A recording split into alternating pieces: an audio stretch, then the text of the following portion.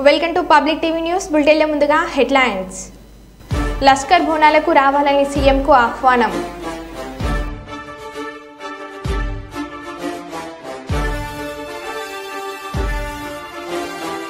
Gulf board ఏర్పాటు చేసి 500 కోట్ల బడ్జెట్ కేటాయించాలి.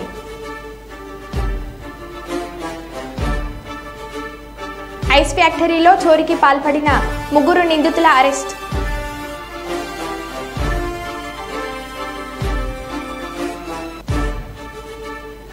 నాలుగు రోజుల పాటు కుప్పంలో పర్యటించనున్న నారా భువనేశ్వరి. బీడీ కార్మికుల రాష్ట్ర సమన్వయ కమిటీ సమావేశం జయప్రదం చేయండి. సిఐటియు జిల్లా కార్యదర్శి ఎండి అంజిబాబు. మంచిర్యాల జిల్లాను గంజాయి రహిత జిల్లాగా తీర్చిదిద్దుదాం. Ramagundam police commissioner M Srinivas IPS.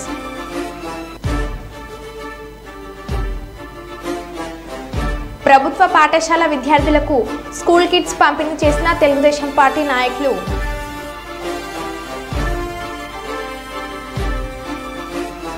ఇక వివరాల్లోకి వెళ్తే, రామగుండం పోలీస్ కమిషనరేట్ మంచిర్యాల జిల్లాను గంజాయి రహిత జిల్లాగా తీర్చిదిద్దుటకు M Srinivas IPS commissioner of police Ramagundam ఆదేశాల మేరకు శ్రీ ఎక్కడి భాస్కర్ డీసీపీ మంచిర్యాల జిల్లాలో స్పెషల్ టీంను స్థాపించడం జరిగింది. ఇట్టి టీం జిల్లా వ్యాప్తంగా సంచరిస్తూ గంజాయి రవాణా మరియు అమ్మకంపై ప్రత్యేక నిఘా ఉంచి నేరస్తులను పట్టుకొని గంజాయి రవాణాను నిరోధించుటకు కృషి చేస్తుంది. దీనిలో భాగంగా మందమరిలో గంజాయి తాగుతూ పట్టుబడిన 4 యువకులలో ఒకరు ఐటీఐ చదువుకొని పూర్తి చేసుకుని సింగరేణిలో ఉద్యోగం చేయుటకు ప్రయత్నాలు చేస్తున్నారు. ఇంకొక వ్యక్తి ఐటీఐ చదువుతున్నాడు. మిగతా 2 యువకులు కూడా పెయింటింగ్ పని చేసుకుంటూ జీవిస్తున్నందున వారి భవిష్యత్తును దృష్టిలో ఉంచుకొని వారిని వారి కుటుంబ సభ్యుల సమక్షంలో కౌన్సిలింగ్ నిర్వహించి అటు యువకులను మంచిర్యాల ప్రభుత్వ ఆసుపత్రి ఆవరణలో నిర్వహించుచున్న డి అడిక్షన్ సెంటర్లో చికిత్స గురించి చేర్పించడం జరిగింది. వాళ్ళ పట్ల పటిష్టమైన నిఘా కోసము సస్పెక్ట్ షీట్స్ ఓపెన్ చేసి వాళ్ళపై నిరంతర నిఘా ఉంటుంది. మంచిర్యాల జోన్ పరిధిలో సిపి రామగుండం ఆదేశాల మేరకు గాంజా మీద స్పెషల్ డ్రైవ్ కోసము ప్రత్యేకమైన టీములు ఏర్పాటు చేయడం జరిగింది. దానిలో భాగంగానే గత 10 రోజుల్లో బెల్లంపల్లిలో కొంతమంది చంద్రాపూర్కు వెళ్ళి తీసుకొచ్చిన నేరస్తుల్ని అరెస్ట్ చేసినాము. తర్వాత మందమరిలో కూడా ఒక లేడీ అక్యూజ్డ్ ఇంట్లో ఉండి యువతకు 200-300 రూపాయల కోసము గాంజాయి ప్యాకెట్లు అమ్మే వాళ్ళని కూడా అరెస్ట్ చేయడం జరిగింది. దానిలో భాగంగా కొంతమంది గాంజాయి తాగే యువకులు ఈరోజు 4-5 యువకులు ఒక దగ్గర గాంజాయి తాగుతున్నారని సమాచారం కోసం స్పెషల్ టీం వెళ్ళి వాళ్ళని పట్టుకొని మందమరి పోలీస్ స్టేషన్ తీసుకురావడం జరిగింది. వాళ్ళు మెయిన్ యువకులు, చదువుకుంటున్న వాళ్ళు, మంచి భవిష్యత్తు ఉన్న వాళ్ళు, చెడు సావత్సంతో చెడుతోటి పెడదోవ బట్టి వాళ్ళ యొక్క బంగారు భవిష్యత్తును ఆగం చేసుకుంటున్నారు. వాళ్లకు వాళ్ళ తల్లిదండ్రులను పిలిపించి వాళ్ళ కౌన్సిలింగ్ ఇచ్చినాము. మొదటిసారి వాళ్ళు దొరికినారు కాబట్టి డి అడిక్షన్ సెంటర్కి పంపిస్తున్నాము. బైండ్ ఓవర్ కూడా చేస్తున్నాము. మంచిర్యాల జిల్లా ప్రజలకు విజ్ఞప్తి ఏమిటంటే, ముఖ్యంగా మీ యొక్క పిల్లలు కానీ, మీ కుటుంబ సభ్యులు కానీ, మీ దగ్గర వాళ్ళు కానీ గంజాయి, ముఖ్యంగా గంజాయి అనే డ్రగ్ను ఎవరైనా తాగుతున్నట్లు అనిపించినా, వాళ్ళు వినియోగిస్తున్న, మీకు కేవలం అనుమానం ఉన్నా కానీ పోలీసుకు సమాచారం ఇవ్వండి. మీరు ఇచ్చిన సమాచారాన్ని గోప్యంగా ఉంచుతాము. మీ పిల్లల పట్ల ఎలాంటి క్రిమినల్ కేసులు కూడా పెట్టాము. అంటే యువత వాళ్ళ యొక్క సహవాస దోషం వల్లనో, పక్కోడి యొక్క ప్రోద్బలంతో లేకపోతే ఉత్సాహంతో గాంజాని సేవిస్తుంటారు. అది మీకు తల్లిదండ్రులు అందరికీ తెలుస్తుంది, ఖచ్చితంగా తెలుస్తుంది. వాడు లేట్గా రావడము, లేకపోతే ఫ్రెండ్స్ తోటే ఉండడము, డబ్బులు ఎక్కువ డిమాండ్ చేయడము, నిద్రమత్తులో ఉండడము, టాటూస్ వేయించుకోవడము, ఇట్లాంటి విపరీతమైన ప్రవర్తన ఉంటుంది. వాళ్ళని మీరు గుర్తించి మాకు సమాచారం ఇవ్వండి. మీరు చెప్తే వినదనుకుంటే మాకు ఇవ్వండి. ఎట్టి పరిస్థితుల్లో వాళ్ళ మీద గంజాయిని ఫస్ట్ టైం తాగిన వాళ్ళ మీద కేసు ఏం కట్టము. కానీ వాళ్ళని మార్పు కోసము మంచిర్యాల జిల్లా హాస్పిటల్లో ఉన్న డి అడిక్షన్ సెంటర్కి పంపి వాళ్ళని గంజాయి నుంచి బయటికి తీసుకొస్తాము. గాంజాయి వాళ్ళకి ఎవరైతే సప్లై చేస్తున్నారో వాళ్ళ పట్ల కఠినమైన చర్యలు తీసుకొని క్రిమినల్ కేసు పెడతాము. మా ఉద్దేశము గంజాయి రహిత మంచిర్యాల జిల్లాగా ఏర్పాటు చేయాలి. అదే సమయంలో గంజాయికి అలవాటు పడ్డ యువతని దాని మహమ్మారి నుంచి బయటికి తీసుకొచ్చి వాళ్ళని మంచి పౌరులుగా తీయడమే తప్ప వాళ్ళని శిక్షించడం కాదు. కాబట్టి తల్లిదండ్రులు మీ అపోహను వీడండి. పోలీసుకి చెప్తే మీ అబ్బాయి మీద క్రిమినల్ కేసు అవుతుంది, జైలుకు పంపిస్తారు. కాబట్టి చాలామంది ముందుకు రావట్లేదు. మేము పట్టుకుంటే కేసులు చేస్తుంటాము. మీరే ముందుకు వచ్చి మా అబ్బాయి కానీ మా కుటుంబ సభ్యుడు కానీ అనుమానం ఉంది ఒకసారి చూడండి అంటే మేము ఇమీడియట్లీ కాకుండా పోలీసు పద్ధతుల్లో విచారించి నిజంగా అతను గాంజాయికి అటు ఇటు అలవాటు అయితే మీకు చెప్తాము. మీ సమక్షంలోనే హాస్పిటల్ పంపించేసి డీఅడిక్షన్ సెంటర్లో క్లీన్ చేస్తాము. కాబట్టి పోలీసుకు సహకరించవలసిందిగా ప్రజలకు విజ్ఞప్తి చేస్తున్నాను. ఈ నెల 21వ తేదీన కార్మిక భవన్లో AP beedi and cigar workers union రాష్ట్ర సమన్వయ కమిటీ సమావేశం జరుగుతుందని సిఐటియు జిల్లా కార్యదర్శి అంజుబాబు తెలిపారు. ఈరోజు కార్మిక భవన్లో సిఐటియు సమావేశం ఎస్ ఇక్బల్ అధ్యక్షతన జరిగింది. ఈ సందర్భంగా సిఐటియు జిల్లా అధ్యక్ష కార్యదర్శులు పిఎస్ రాధాకృష్ణ, ఎండి అంజుబాబు మాట్లాడుతూ బీడీ కార్మికుల సమస్యలను చర్చించడం కోసం బీడీ అండ్ సిగర్స్ వర్కర్స్ యూనియన్ రాష్ట్ర సమన్వయ కమిటీ సమావేశం కర్నూలులోని కార్మిక కర్షక భవన్లో నిర్వహిస్తున్నామని తెలిపారు. ఈ సమావేశానికి రాష్ట్రంలోని అన్ని జిల్లాల నుంచి ప్రతినిధులు హాజరవుతున్నారని తెలిపారు. రాష్ట్రంలో బీడీ కార్మికులకు అనేక సమస్యలు ఉన్నాయని, కార్మికులకు కనీస వేతనాలు ఇవ్వాలని, ఈ సిఎస్ఐ పిఎస్ సౌకర్యం కల్పించాలని, కార్మికుల పిల్లలకు స్కాలర్షిప్ సౌకర్యం కల్పించాలని ఇలాంటి అనేక సమస్యలను చర్చించి భవిష్యత్తులో వీటి పరిష్కారం కోసం పోరాటాలు నిర్వహించేందుకు సమావేశం ఏర్పాటు చేస్తున్నట్లు ఆయన తెలిపారు. చర్యలు తీసుకోవడం లేదు కాబట్టి ఈ సమస్యల మీద ఈ సమావేశంలో చర్చించడం అనేటువంటిది జరుగుతుంది. రాబో కాలంలో ఈ సమస్యల పరిష్కారానికి చేయాల్సినటువంటి ఆందోళనలు కూడా ఈ సమావేశంలో రూపొందించడం జరుగుతుంది. ఈ సమావేశానికి జిల్లాలో రాష్ట్రంలోని ఇతర జిల్లాల నుంచి కూడా హాజరవుతారు. కర్నూలు నగరంలో కూడా ప్రధానంగా బీడీ కార్మికులు ఈ సమావేశంలో పాల్గొనాలని చెప్పి ఈ సందర్భంగా కోరుతున్నాం. ఈ సమావేశాన్ని జయప్రదం చేయాల్సిందిగా అందరికీ కోరుతున్నాం. కేసముద్రం మండలం సబ్స్టేషన్ తండా జీపీలో గల దుర్గమ్మ ఆలయంలో రాత్రి దొంగలు పడి అమ్మవారి వెండి కిరీటం హుండీ పగలగొట్టి కానుక డబ్బులను అపహరించారు.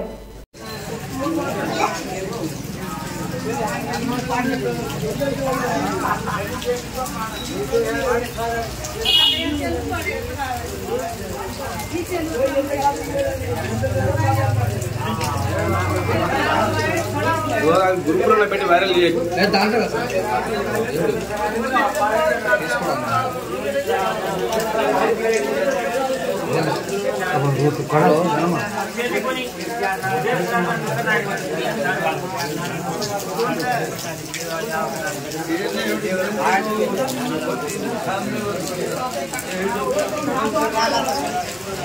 జిల్లా కేంద్రంలోని పాత మంచిర్యాలలో ఉన్న నరసింహ ఐస్ ఫ్యాక్టరీలో చోరీకి పాల్పడిన ముగ్గురిని శుక్రవారం అరెస్ట్ చేసిన ఇన్స్పెక్టర్లు బన్సిల్లాల్ తెలిపారు.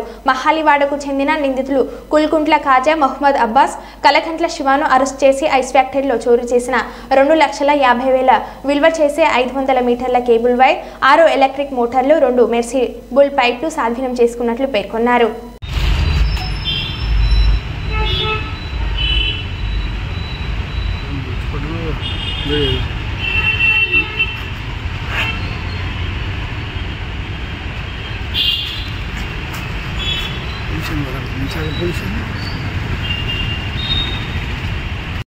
బంగాళాఖాతంలో అల్పపీడనం ప్రభావంతో రాష్ట్రంలోని పలు జిల్లాల్లో ఈరోజు రేపు భారీ వర్షాలు కురిసే అవకాశం ఉందని హైదరాబాద్ వాతావరణ కేంద్రం హెచ్చరిక. ఆయా జిల్లాల కలెక్టర్లు అప్రమత్తంగా ఉండాలని తెలంగాణ సీఎస్ శాంతికుమారి ఆదేశాలు జారీ చేసింది.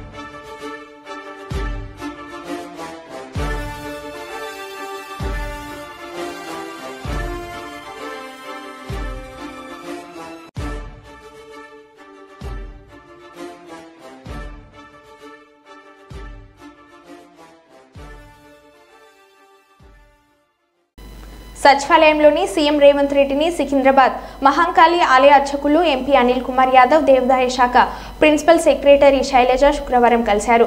ఉజ్జయిని మహంకాళి ఆలయ బోనాల జాతరకు రావాలని ఆహ్వాన పత్రికను అందజేశారు. ఈ సందర్భంగా వేద పండితులు సీఎంను ఆశీర్వదించారు. దేవాదాయ శాఖ commissioner Hanumantha Rao, GHMC mayor Gadwal Vijayalakshmi పాల్గొన్నారు.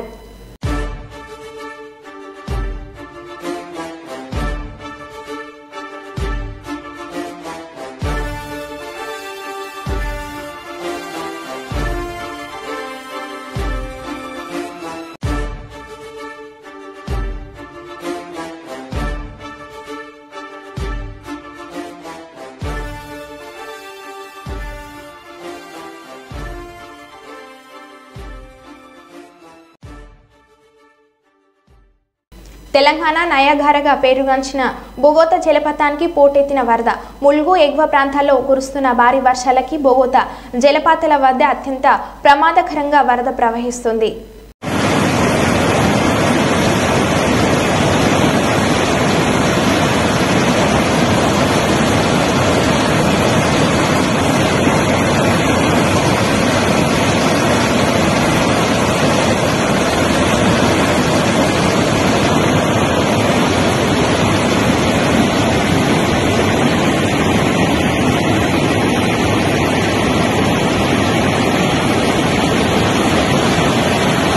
నాలుగు రోజుల పాటు కుప్పంలో పర్యటించనున్న నారా భువనేశ్వరి ఈ నెల 23, 24, 25, 26 తేదీల్లో నియోజకవర్గం ప్రజలను నేరుగా కలుసుకోనున్న నారా భువనేశ్వరి నియోజకవర్గంలోని 4 మండలాల్లో పర్యటించి చంద్రబాబును గెలిపించిన ప్రజలకు కృతజ్ఞతలు తెలపనున్న నారా భువనేశ్వరి 4 మండలాల్లో మహిళలతో ముఖాముఖి నిర్వహించనున్న భువనేశ్వరి గత ఎన్నికల్లో ఇచ్చిన హామీ ప్రకారం నియోజకవర్గంలోని 2 బూతులు పైఫల్యం కంచిబందాపల్లిని దత్తత తీసుకొనున్న నారా భువనేశ్వరి ఎన్టీఆర్ ట్రస్ట్ ద్వారా అధిక మెజార్టీ వచ్చిన బూతులను దత్తత తీసుకుని అభివృద్ధి చేస్తామని ఎన్నికల ముందు హామీ ఇచ్చిన భువనేశ్వరి ఎన్టీఆర్ ట్రస్ట్ ద్వారా శిక్షణ పొందిన మహిళలకు కుట్టు మిషన్లు పంపిణీ చేయనున్న నారా భువనేశ్వరి సంబంధించిన వివరాలు తెలియజేయడం కోసం ఈ ప్రెస్ మీట్ని ఏర్పాటు చేయడం జరిగింది. భువనేశ్వర్ గారు ఎలక్షన్ ముందు వచ్చి కూడా ఇక్కడ చంద్రబాబు నాయుడు గారి తరఫున క్యాంపెయిన్ చేయడం జరిగింది. దాంట్లో భాగంగా ప్రజలకు కానీ కార్యకర్తలకు కానీ నేను అండగా ఉంటాను, ముఖ్యమంత్రిగా ఆయన ఉదయం 9 నుంచి 9:30 మధ్య ఎన్టీఆర్ ట్రస్ట్ తరఫున స్కిల్ డెవలప్మెంట్ సెంటర్ని ఇక్కడ కుప్పం టౌన్లో ప్రారంభించడం జరుగుతోంది. దాంట్లో మహిళలకి రకరకాల అంశాల మీద అది కుట్టు శిక్షణకు సంబంధించిన కేంద్రం ఆల్రెడీ ప్రారంభమై ఉంది. అదే కాకుండా ఇంకా కొత్త అంశాల మీద వాళ్ళకి శిక్షణ ఇచ్చి లోన్స్ ఇప్పించి ఉపాధి కల్పించే విధంగా కూడా ఆ స్కిల్ డెవలప్మెంట్ సెంటర్ పనిచేస్తుంది అనేది మీ అందరూ కూడా తెలియజేస్తున్నాం. అట్లాగే తర్వాత కొత్తపల్లి గ్రామంలో మళ్ళీ మహిళలతో ముఖాముఖి అక్కడ సమస్యలు తెలుసుకోవటం, వాటికి సంబంధించి అన్ని కార్యక్రమాలు మాట చెప్పినట్టుగా కుప్పం పర్యటనకి భువనేశ్వర్ గారు రాబోతున్నారు. ఈ నెల 23, 24, 25, 26 ఈ 4 తారీఖుల్లో భువనేశ్వర్ గారు కుప్పంలో పర్యటించనున్నారు. దాంట్లో భాగంగా 23వ తారీఖు 12:15 ఇక్కడ కమ్మగుట్లపల్లి దగ్గర మేడం గారిని రిసీవ్ చేసుకోవటం జరుగుతుంది. బెంగళూరు ఎయిర్పోర్ట్లో దిగి మేడం గారు ఇక్కడికి రావడం జరుగుతుంది. తర్వాత కమ్మగుట్లపల్లిలో ఎవరైతే మహిళలు ఉన్నారో క్లియర్ చేయడానికి మనం గ్రీవెన్సెస్ అనేది పెట్టుకుంటూ చాలా వరకు క్లియర్ చేస్తూ వెంటనే దాని మీద అన్నీ కూడా యాక్షన్స్ అప్పటికప్పుడే తీసుకునే విధంగా కూడా జరుగుతున్నాయి. కాబట్టి చాలా కుప్పంలో చాలా గొప్పగా కార్యక్రమాలన్నీ కూడా ముందుకు తీసుకుపోతున్నాం. మేడం గారు రావడం చాలా సంతోషం. మేమందరం కూడా మన కుప్పం ప్రజలందరి తరఫున మేడం గారికి స్వాగతం తెలియజేస్తూ 4 రోజుల పర్యటన దిగ్విజయం చేయాల్సిందిగా అందరినీ పేరు పేరున కోరుతున్నాం. అందరికీ నమస్కారాలు. యూనియన్ బ్యాంక్ పేరుతో వీరమల్లు నాగరాజు అనే వ్యక్తికి వాట్సాప్ ద్వారా లింక్ పంపిన సైబర్ నేరగాలు. ఆధార్ అప్డేట్ చేసుకోవాలంటూ మెసేజ్ సారాంశం బ్యాంక్ నుంచి వచ్చిందని లింక్ ఓపెన్ చేసిన బాధితుడు. లింక్ ద్వారా వ్యక్తిగత డేటా మొత్తం సైబర్ నేరగాళ్లకు ఇచ్చిన నాగరాజు 2 దఫాలుగా అకౌంట్లో ₹1,00,000 మాయం చేసిన సైబర్ మోసగాళ్లు. పోలీసులకు ఫిర్యాదు చేసిన బాధితుడు నాగరాజు అవగాహన లేకుండా బ్యాంకుల నుంచి వచ్చే లింక్లను ఓపెన్ చేయవద్దని కొద్ది రోజులుగా హెచ్చరిస్తూనే ఉన్న పోలీసులు అవగాహన రాహిత్యంతో సైబర్ నేరగాళ్ల మాయలో పడుతున్న అమాయకులు.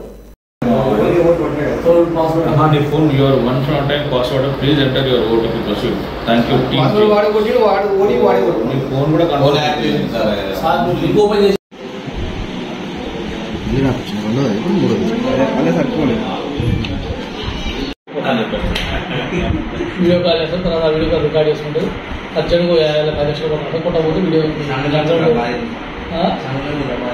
బయటికి రావట్లేదు కానీ చెప్పి చెప్పబోతుంది. అంతేగాని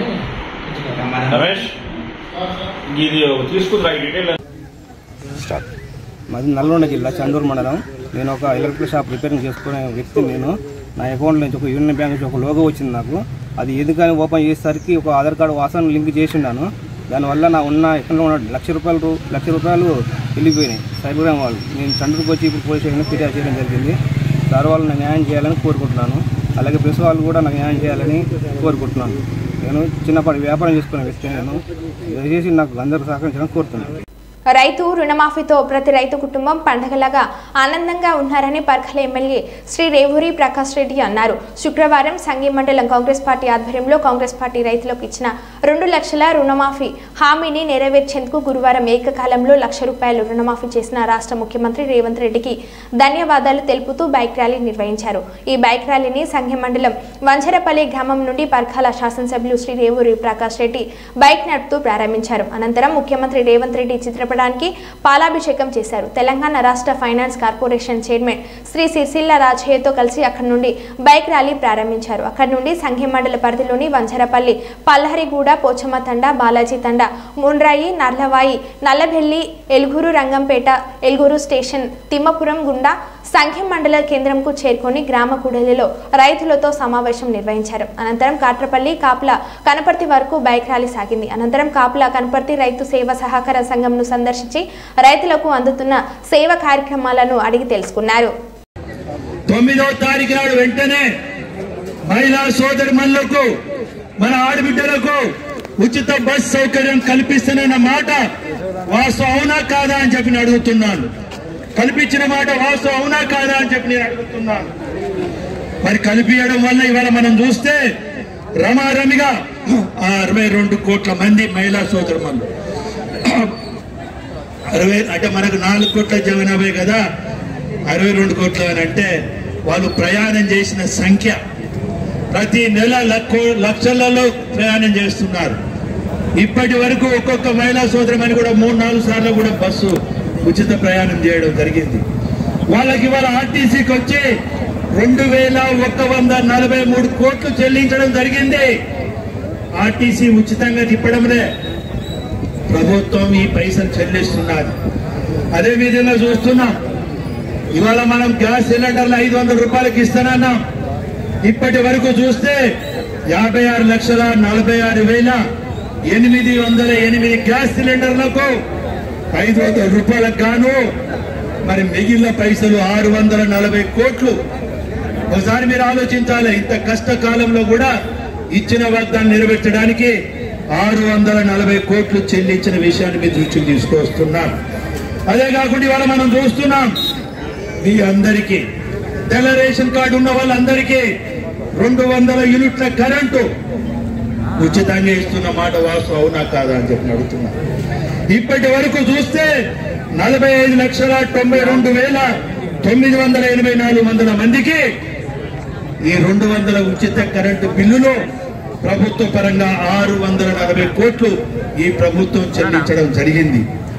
అదే కాకుండా చూస్తే ఆరోగ్యశ్రీ విషయంలో ఎవరైతే అత్యవసరమైన వైద్య సౌకర్యాలు కావాలో, వైద్య సేవలు అవసరం ఉన్న వాళ్ళకు కూడా ఇప్పటికి 125 కోట్లు ఈ ప్రభుత్వం చెల్లించడం జరిగింది. అదేవిధంగా కళ్యాణ లక్ష్మి చెల్లిస్తున్నాం ఇవాళ. అదే కాకుండా మనం చూస్తే పాఠశాలల మరామతులు కూడా చేపట్టినాం. 283 కోట్లు ఇప్పటి వరకు మనం చెల్లించడం జరిగింది. అదే కాకుండా రైతులకు సంబంధించి రైతు భరోసా కింద ఈ కాలంలో 7,625 కోట్లు చెల్లించింది ప్రభుత్వం. ఇవన్నీ ఎందుకు చెప్తున్నామంటే ఇన్ని అప్పులుండి ఇంత ఇబ్బందికరమైన పరిస్థితులున్నా ఇచ్చిన మాట నెరవేర్చాలని చెప్పి ప్రయత్నం చేస్తున్న పార్టీ కాంగ్రెస్ పార్టీ. ఇచ్చిన మాట తప్పకుండా మడమ తిప్పకుండా ఎన్ని ఇబ్బందులు వచ్చినా కష్టం వచ్చినా ఇవాళ ఈ కార్యక్రమాలు నిర్వర్తిస్తుంది ప్రభుత్వం. ఇవాళ మీరే మా పాలకులు, ప్రజలే మా యొక్క నాయకులు. మరి అలాంటి విషయాలు ప్రజలు రాష్ట్ర ప్రభుత్వం చేస్తున్న కార్యక్రమాలు ప్రజలకు చెప్పవలసిన బాధ్యత మా మీద ఉన్నది. అందులోంచే ఈ మోటార్ సైకిల్ ర్యాలీ ద్వారా అదేవిధంగా గ్రామ సభల ద్వారా ప్రభుత్వం ఏం చేస్తున్నది, ఎన్ని ఇబ్బందులు పడుతున్నా మనం గ్రామాలలో అంటాం, అరే ఏ మాట కామాట చెప్పాలి రాబాయ్, ఆ పిల్ల మొగలిద్దరి కడుపు కట్టుకొని పొట్ట మార్చుకొని బిడ్డలకు చదువు చెప్పిస్తానని అంటాం. ఇవాళ మన ముఖ్యమంత్రి గారు కూడా సక్రమంగా నిద్ర లేకుండా బట్టి విక్రమార్క గారు ఎక్కడ ఒక రూపాయి కూడా వృధా కాకుండా ఎంతో జాగ్రత్తగా ఆయన అప్పుడు అన్నాడు, తెలంగాణ వస్తే కాపల కుక్కలాగా ఉంటానన్నాడు. తెలంగాణ వచ్చింది గొట్టిగాడ నక్కలాగా దోచుకు తిన్నాడు. కానీ వాళ్ళ కాపల కుక్క కాదు, ఒక రక్షకుడిలాగా రేవంత్ రెడ్డి గారు, బట్టి విక్రమార్క గారు ప్రతి రూపాయి జాగ్రత్తగా ఖర్చు పెట్టుకుంటూ ఇచ్చిన వాగ్దానాలు నెరవేర్చడానికి కృషి చేస్తున్నారు. అంబేద్కర్ కోనసీమ జిల్లా సౌదీ అరేబియాలో నరకయాతన అనుభవిస్తున్న సారిళ్ల వీరేంద్ర కుమార్ ఏజెంట్ చేతిలో మూసపోయి ఎడారిలో ఉన్న వైనం. తీవ్ర అనారోగ్యంతో బాధపడుతున్న వీరేంద్ర స్వస్థలం అంబాజీపేట మండలం ఇస్కలపూడి గన్నవరం నియోజకవర్గం తన స్వస్థలానికి తీసుకురాలంటూ ఏపీ ప్రభుత్వాన్ని కోరుతున్న వీరేంద్ర. నా పేరు సరళ వీరేంద్ర కుమార్ అండి. నేను ఒక ఏజెంట్ ఖత్తర్ అని చెప్పి ఖత్తర్ తీసుకొచ్చి అక్కడి నుంచి సౌదీ అరేబియా తీసుకొచ్చేసారండి ఎడారిలోకి. నేను ఈ నెల 10వ తారీఖున వచ్చానండి ఖత్తరు. అక్కడి నుంచి 11వ తారీఖున సాయంకాలం నన్ను సౌదీ అరేబియా ఎడారిలోకి తీసుకొచ్చేసారండి. అక్కడ ఆ బాబా నన్ను 4 రోజులు ఉంచుకుని సౌదీ అరేబియాలో ఇంకా చాలా దూరంలో తీసుకొచ్చి పడేయారండి ఎడారిలోని. నాకు 11వ తారీఖు నుంచి ఇప్పుడు వరకు నాకు ఆరోగ్యం ఏం బాగోలేదండి. రక్తంతో వాంతులు అయిపోతున్నాయి, ముక్కులంటే రక్తం వచ్చేస్తుందండి. ఇప్పుడు వరకు బాత్రూమ్కి వెళ్ళలేదండి, నేను బాత్రూమ్ రావట్లేదండి. చాలా ఇబ్బందులు ఎదుర్కొన్నానండి. ఎవరైనా పెద్ద మనిషితో నాకు సాయం చేయండి. నన్ను ఈ నరకం నుంచి నన్ను కొంచెం బయటపడండి. నన్ను ఇక్కడ తీసుకొచ్చిన ఏజెంట్కి నేను వీసాకి 1,70,000 ఇచ్చానండి.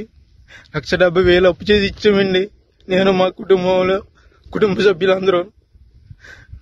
ప్లీజ్ నన్ను కానీ ఇలా వదిలేసానండి. 10 రోజుల్లో కనుక నేను ఇలా ఉంటే కనుక చచ్చిపోతానండి. సరైన తిండి ఉండలేదండి, మంచినీళ్ళు తాగుదామన్నా కానీ నా నీళ్ళు ఉండలేదండి. ఇక్కడ ఎక్కడికో దూరం వెళ్ళి రావాల్సి వస్తుంది. ఇది చూడండి, అక్కడ ఎక్కడో చిన్న చిన్న గుడారాలు ఉన్నాయి కదండి, అక్కడ ఉండాలండి. అన్ని వంటలేనండి, ఇవన్నీ వంటలేనండి. ప్లీజ్ అండి నన్ను ఇక్కడ నుంచి కాపాడండి, కొంచెం ప్లీజ్ అండి. ఎవరొకరు సాయం చేయండి నాకు, ప్లీజ్ అండి.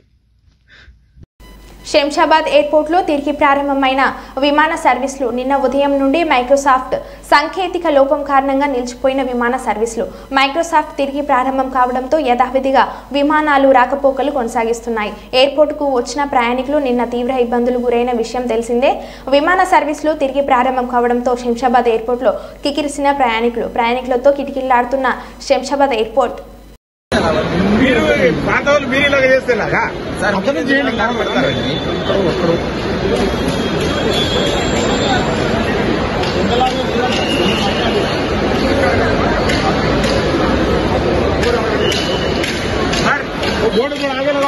బోర్డు అక్కడ పెట్టేస్తే అయిపోయేదానికి ఎందుకు ఇంత కథలు తెగుతున్నారబ్బా? బోర్డు తీసుకురా వెనక్కి.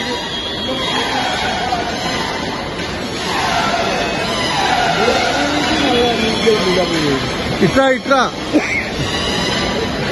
మా చైర్మన్ అవుతుంది.